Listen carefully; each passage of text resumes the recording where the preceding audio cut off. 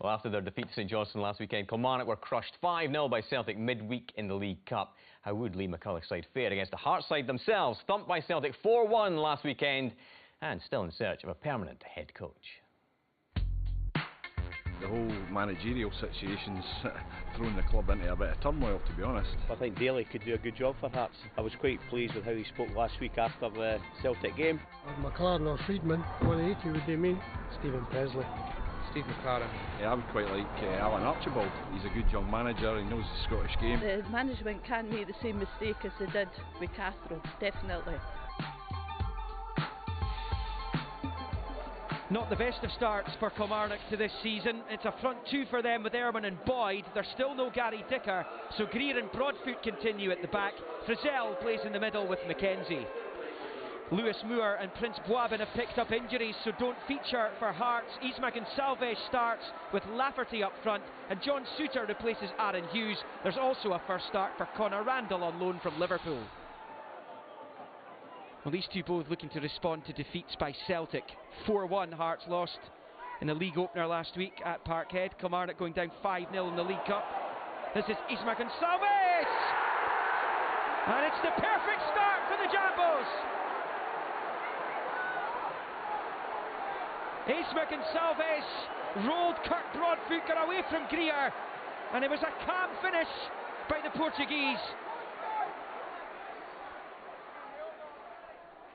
And it's Chris Burke to take. Boyd meets it. And just goes by. And it's the first real time that Kilmarnock have threatened in the game. Struggle to get into this.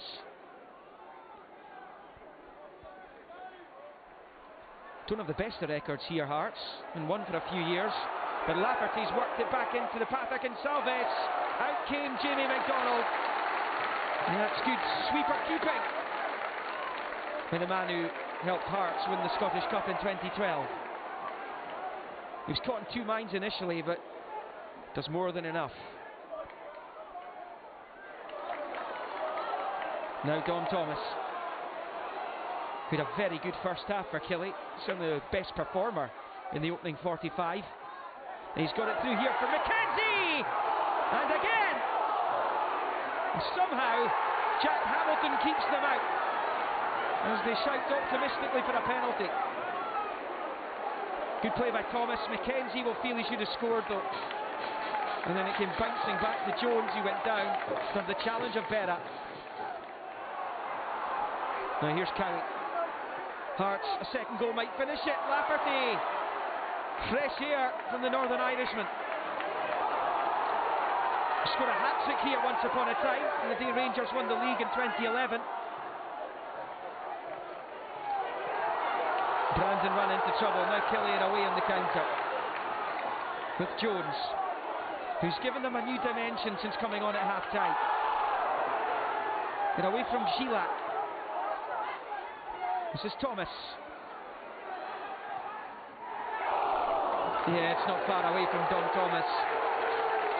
He's let go by Motherwell in the summer. He could be an important player for Killie this season. Up the other end, it was Don Cowie in for Lafferty, who should have done better, might even have killed the game.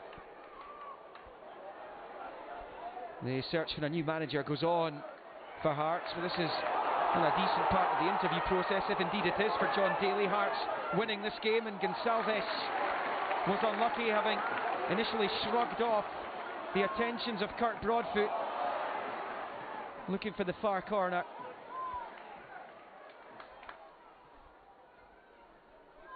And Salvesh.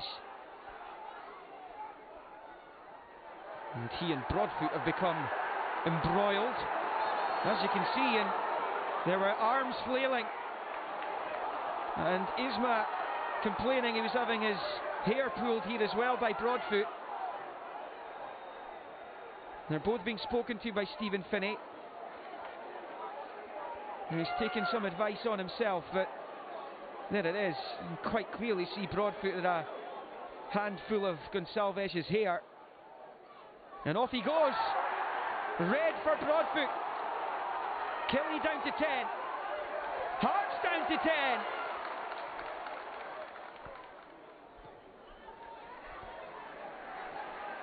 Cowie.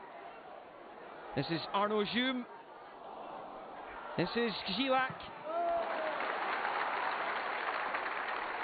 And McDonald just about keeping this game alive.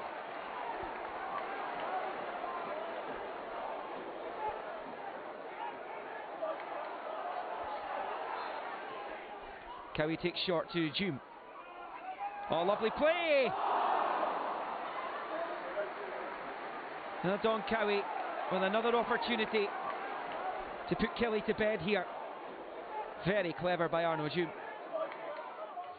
Thought we were the better team. Sloppy goal to lose after 5 minutes, I think it was. I'll need to see it again. But after that, it was a little bit of a wake-up call for us, and I thought we were the better team for the rest of the match. We just need to get that belief back into the players that they are good players and they're a good team. And as I said, first and foremost, it comes down to hard work and working hard for each other. And I thought today everyone done that really, really well. As I've said, and I'll say again, I'm really happy and really comfortable doing the job until obviously something gets decided.